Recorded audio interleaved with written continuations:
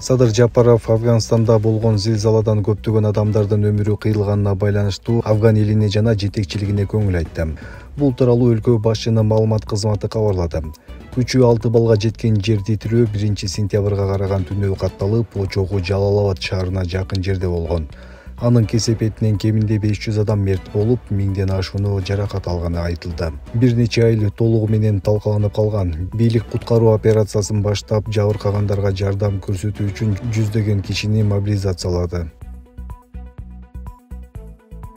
Талас облусунда эгемендүүлүк майрамы салтанаттуу түрдө белгиленди. 2025-жылдын 31 августунда Талас шаарындагы Борбордук стадиондо Кыргыз Республикасынын эгемендүүлүгүнүн 34 жылдыгына арналган майрамдык иш-чара Кыргыз Республикасынын Талас облусундагы карамоктуу өкүлү Эрмат Жумаевдин катышуусунда болуп өттү. Салтанатка Кыргызстандын эстрада жылдыздары Нурлан Насип, Курал Чокоев, Ильяс Андаш, Алтынай Асанбекова, Айгерим Мишим жана Талас облусунун маданият кызматкерлери катышып, журтубузга майрамдык маанай тартуулашты. Анда облус башчысы Эрмат Жумаев Талас облусуна эмгеги сиңген атуулдарга, ага эжелерге, айыл өкмөт башчыларына, жолчуларга, тартип сакчыларына, дарыгерлерге ардак грамоталарды, төш белгилерди жана ардактуу атуул наамдарын ыйгарды.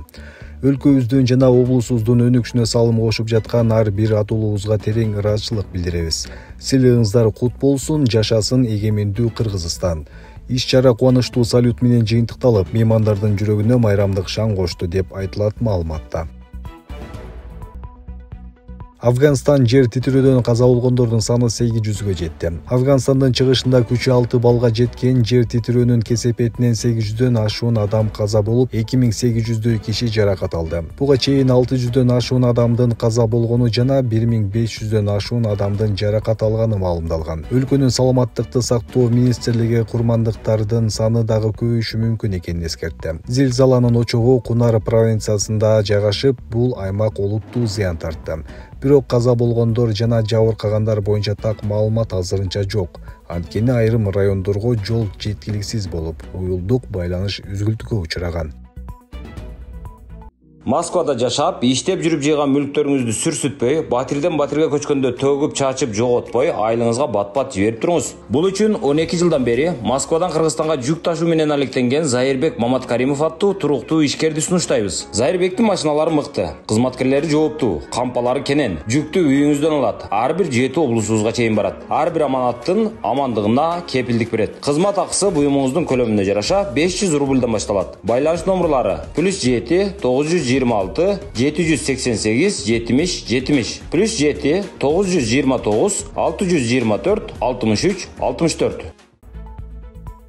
Кыргыз тарап Россиялык альпинистти куткарууга болгон аракетин кылды. Песков. Россия президентинин маалымат катчысы Дмитрий Песков жеңиш чокусунда кырсыкка кабылган альпинист Наталья Наговицинага байланыштуу Кыргыз тарап бардык мүмкүнчүлүктөрдү колдонгонун билдирди. Биздин досторубуз Кыргыз тарап бул альпинистти куткарууга болгон аракетин жумшады.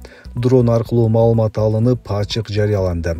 Биздин өзгөчө кырдаалдар министрлиги Кыргыз тарап менен аракеттерди координациялап жатат, деди Песков. Эскерте кетсек, Наталья Наговицина 7000 метр бийиктикте бутун сындырып алган соң аба ырайынын каталдыгы куткаруу иштерине тоскоол болгон. Өзгөчө кырдаалдар министрлиги анын тирүү же тирүү эместигинин азырынча белгисиз экенин, учурда дайынстар катарында эсептелерин билдирди. 3 өлкөнүн чек арасы кесилишкен аймакта 2 кыргызстандык каза болду. Кыргызстандын Өзбекстан жана Казакстандын чек аралары кесилишкен аймакта 2 кыргыз жараны каза болду. Бул тууралуу 1-сентябрда Улуттук коопсуздук мамлекеттик комитетинин чек ара кызматы маалымдады. Ага ылайык 25 августта Чаткал районунун Айгыр Жал айылынын 2 тургуну дайынсыз жоголгону тууралуу маалымат түшкөн. 28 августта Өзбек чек ара өкүлдөрү менен болгон жолугушууда коңшу тарап 15 август күнү Өзбекстандын аймагынан 3 өлкөнүн чек аралары түйүшкөн аймакта белгисиз 2 жаранды байкашканын билдирген. Өзбек тарап алардын мыйзамсыз өтүп бара жатканын жана кармоого баш ийбегендиктен курал колдонулганын айткан. Натыйжада 2 жаран октон жаракат алып каза болушкан.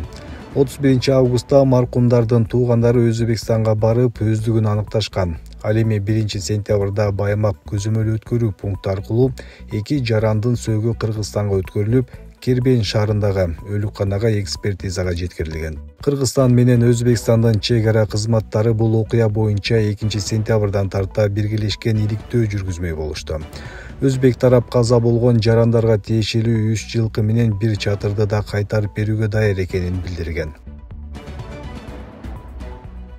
Спортчу Эрлан Шеров үйлөндү. 31 августта Кыргыздын белгилүү дзюдочусу Эрлан Шеров үйлөндү. Спортчу Эльвира аттуу кызга баш кошкону айтылды. Салтанаттын видеолору социалдык тармактарга тарады. Алардын жакшылыгына жакындары, достору жана күйөрмандары катышып, жаш жубайларга бакыт каалашты.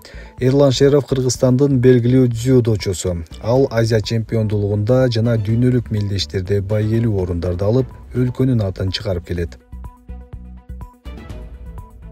Карыганда Кулов кошоматчылыкты токтотушу керек. 80ге таяп калган Феликс Кулов жөн карыбай бийликке жагынуу менен жан бакканы акылга сыябы. Саясий интеллигенциянын мунун соңку жылдардагы жүрүштөрүнө, айткан сөздөрүнө таң калып өтө албай жатышат. Кандайдыр бир бийликтин демилгелерин алдыртан жарыялап, кубаттап, жармач жашоонун жармасына айлангандай.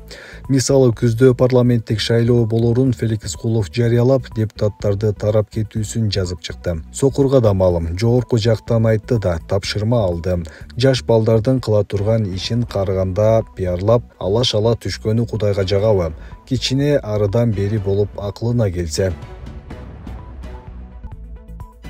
Ташиевдин тапшырмасы аткарылды. Номер 14 мектепте спорт зал жана окуу корпусу курулду. 1 сентябрь күнү Жалал Абад шаарындагы номер 14 мектептин кошумча окуу корпусу пайдаланууга берилди. Ачылыш аземине УКМК төрагасы Камчыбек Ташиев, президенттин Жалал Абад облусундагы ыйгарым окутуу өкүлү Тилек Текебаев, шаар мэри Эрнисбек Ормоков жана шаардык кеңештин төрагасы Орузбек Турдубеков катышты. Ошондой эле мектеп жамааты, окуучулар жана ата-энелер да иш-чарага күбө болушту. Жаңы окуу корпусу заманбап талаптарга жооп берип, окуучулар үчүн ыңгайлуу шарттар менен жабдылган. Ал атайын лабораториялар, предметтик кабинеттер, жыйындар залы жана ашкана менен камсыздалган. Мындан тышкары мектепке спорт зал жана ачык спорт аянтчасы да курулган.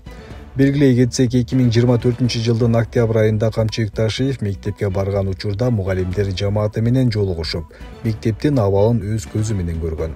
Анда ал тиешелүү жетекчилерге жаңы окуу корпусун жана спорттук объектилерди куруу тапшырмасын берген. Бүгүн бул убадалар ишке ашып, окуучулар билимди ыңгайлуу шартта ала турган болушту. Урматтуу туугандар, Элмырзага зубур аябай жай жүрүп жатат. Алардын ыраазычылыгы үчүн ушул күнүгө колдон келишинче ушул балага жардам кылып туруңуздар. Ушул баланын күнүгө ушул басканы бала үчүн оору алып келип жатат. Ушул каражаты чогулуп бүтөр менен буйруса, Элмырза операцияга кеткен жатат туугандар. Ушул азыр апасынын колунда 1.600.000 сом турат. Ошондой эле 1.200.000 сом жетпей турат. 1.600.000 чогулуп, азыр ушул 1.200.000 калды. Биз сиздерге видеону чыгарып берип жеткире беребиз туугандар. Кайрымдуулук сиздерден, барыңыздардан Алла разы болсун. Ушул балага кайдыгер карабастан абалын карап туруп туугандар, колуңуздардан келген жардамды берип кетиңиздер. Реквизиттер Мукамбек П деп чыгат М-банк, ошондой эле Сбербанк Замира Мавлянова Ч деп чыгат туугандар. Россия өлкөсүнөн которгондорго. Ошто тургундар адамдын сөөгү чириген килемди таштандыга ыргытып салышканына нааразы. 31 август күнү Ош шаарынын Курман Жандатка көчөсүндө жайгашкан көп кабаттуу үйлөрдүн биринде адамдын сөөгү табылган. Ал эми сөөк жаткан килем жалпы пайдаланууга таштанды жайына ташталгандыгы нааразычылык жараткан. Бул тууралуу Турмуш КЖ басылмасы жергиликтүү жашоочуларга таянып жазды. Тургундардын айтымында маркумдун сөөгүн милиция алып келгенден кийин тиешелүү кызматтын адамдары үйдү залалсыздандырган. Бирок адамдын сөөгү килемде жатып чирип баштаган. Сөөк жаткан килемди көчөдө таштанды таштоочу жайга ыргытып кетишти. Мыйзам боюнча алар аны утилдештирүүгө тийиш эле. Азыр ал килемди ким алып кетти билбейбиз. Бул жугуштуу нерсе кимдир бирөө жууп алып кайра колдонушу мүмкүн. Сөөк 5 күн жатып чирип кеткен. Милиция сөөгүн алып кетти деп билдиришкен алар. Алар маркумдун буюмдарын айрыкча денесинен чыккан уюктуктары сиңип калган же сөөгү жанында узак убакыт турган нерселерди кадимки таштандыга чыгарууга мыйзам тыюу салынарын. Алар биологиялык жактан кооптуу калдыктар болуп эсептелип, атайын кызматтар тарабынан жок кылынууга тийиш экенин кошумчалашкан. УКМК бала бакчанын жерин мыйзамсыз менчиктештирүү фактысы аныкталды. Улуттук коопсуздук мамлекеттик комитети социалдык объектинин жер тилкесин мыйзамсыз менчиктештирүү фактысын аныктады. Атайын кызмат тарабынан мыйзамсыз алынган мамлекеттик мүлктү аныктоо жана кайтаруу боюнча иш-чаралардын жүрүшүндө мурда бала бакча жайгашкан жер тилкесин мыйзамсыз менчиктештирүү фактысы аныкталды. Аталган жер тилкеде 1953 Фрунзе машина куруучу заводунун жумушчуларынын балдары үчүн 30 сотук аянтка курулган 2 кабаттуу бала бакчанын имараты жана чарбалык курулуштар жайгашкан. Кыргызстандын 1992 жылдагы мыйзамына, ошондой эле Кыргыз өкмөтүнүн президентинин 1995 жылдагы жарлыгына ылайык мамлекеттик билим берүү мекемелеринин имараттары жана материалдык техникалык базасы приватташтырууга жатпайт деп белгиленген. Мыйзамга ылайык менчиктештирүү мүмкүн болгон соң 1990 жылдары бала бакчанын жер тилкеси жеке тараптын менчигине өтүп кеткен. Текшерүүнүн жүрүшүндө тиешелүү комиссия тарабынан учурда бул жерге 10 кабаттуу 3 блоктон турган турак жай комплекси курулуп жатканы, аларды бузуп, жер тилкесин бошотуу максатка ылайыктуу эмес деген бүтүм чыгарылган. Буга байланыштуу мыйзамсыз менчиктештирилген жер тилкесинин наркын эске алуу менен мамлекетке келтирилген зыяндын ордун толтуруунун эсебине баасы 54.490.000 сомду түзгөн жалпы аянты 600 чарчы метрлүү 7 батир мамлекеттин менчигине алынды. УКМК мамлекеттик социалдык объектилердин жеке менчикке мыйзамсыз өтүп кеткен мүлктөрүн аныктоо жана кайтаруу боюнча иштерди улантууда.